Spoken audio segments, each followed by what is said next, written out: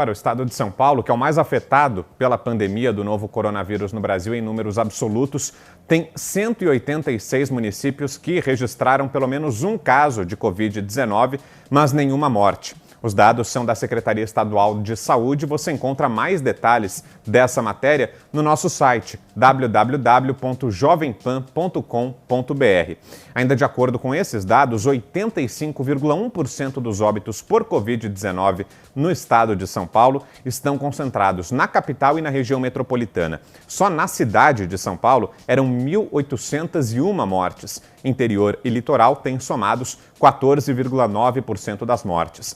Todas as 645 cidades do estado, no entanto, estão obrigadas a manter o comércio fechado e a adotar o isolamento imposto pelo governador João Dória. Hoje, em entrevista à Folha, o prefeito de Campinas, Jonas Donizete, pediu que Dória confie mais na avaliação dos prefeitos e ressaltou que será difícil manter o isolamento porque a população já está esgotada. Esse foi o prefeito de Campinas, Jonas Donizete, abro aspas. É o momento de ele começar a ter um pouco mais de empatia com a camada da população que está sofrendo. Se ele chegar no dia 8 e disser que será estendido até dia 30, vai ser muito complicado. Vamos ter grandes dificuldades porque a gente está vivendo em um estado de direito e estamos cerceando os direitos das pessoas. Esse é o prefeito de Campinas, Jonas Donizete. Zé Maria.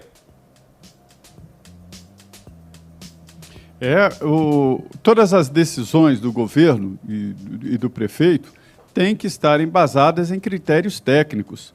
Foi, inclusive, hoje, no Jornal da Manhã, a conversa que tivemos com o secretário Aparecido, onde ele diz que há uma relação direta das decisões da Prefeitura de São Paulo com as avaliações que ele tem de leitos, né, de andamento da contaminação e assim por diante. É preciso, sim, essa avaliação. Olha, Vitor, eu coincido aqui com a opinião do Augusto e, desde o início, falamos sobre este remédio único, né? E isso é estranho, como uma cidade como São Paulo, com toda a sua complexidade de transporte, né? de prédios altos, como São Paulo adota o mesmo critério do que uma cidade do interior, que não tem nem ônibus urbano, não tem prédio. Isso tem alguma coisa errada, né? E aí diz claramente isso, quer dizer, é preciso confiar muito nos prefeitos e nos governadores. Agora, os prefeitos e governadores, na tomada de decisão, têm que levar em conta os critérios técnicos, a orientação do Ministério da Saúde primeiro, porque tem uma visão geral, e depois as próprias secretarias de saúde. Elas têm os dados. Quais são esses? Dados de evolução da epidemia, né, na cidade, da pandemia nacional e internacional, e numa epidemia, o caso de um surto no município. A Secretaria de Saúde tem a obrigação de saber como anda, qual é o bairro que está mais afetado e tirar ali uma lógica do porquê o bairro está mais afetado. Então, eu acho que é isso mesmo. Tem que confiar no prefeito e no governador. Agora, eles têm que tomar as decisões com base técnica, com base nas informações e, evidentemente, na geografia da cidade. Não acredito, até hoje, de que o mesmo remédio deve ser adotado para São Paulo e para uma cidade do interior. E, Augusto, importante esse depoimento, né, do prefeito de Campinas. Vitor, nós entrevistamos há algum tempo o prefeito de Mirandópolis, né, Zé Maria? Eu até vou pedir ao nosso querido editor, o Binha, Cleiton Binha, que marque para esses dias aí uma outra conversa com o prefeito, porque ele foi impedido de reabrir parcialmente as atividades do o comércio da cidade, e ele estava falando com segurança que ele poderia fazer isso, porque não quebraria a cidade e também não provocaria uma nova onda. Aliás, não havia onda nenhuma para voltar, não provocaria a primeira onda de casos na cidade. Você tem de confiar no prefeito da mesma forma que os outros estados podem ter que confiar no governador, né, de outros estados. O governador de Mato Grosso do Sul, que é um exemplo admirável no Brasil, Brasil é exceção, ele agiu direito. Então, os demais governadores deveriam saber o que aconteceu lá. Então, os números são baixíssimos.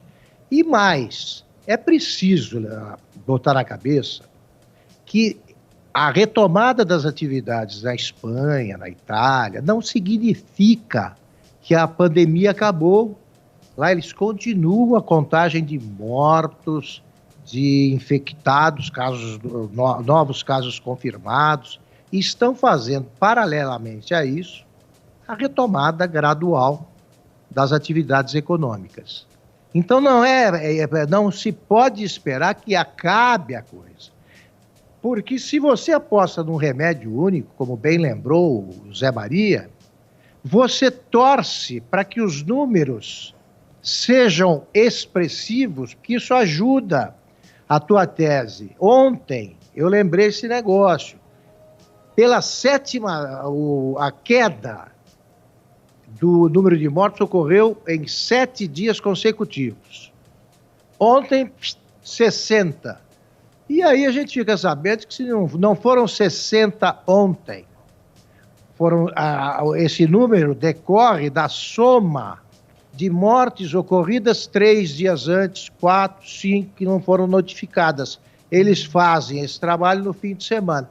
E tem a gentileza, as autoridades, de explicar isso ao povo.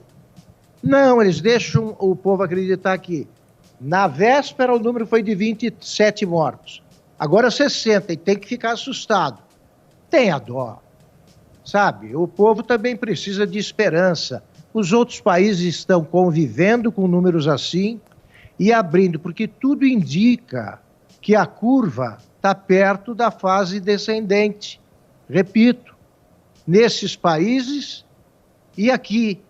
Agora aqui fica o remédio único. Não, se não chegar a 50 e tantos %, vamos prorrogar o isolamento social, que é uma medida necessária numa determinada fase, no começo da pandemia, na fase aguda da pandemia.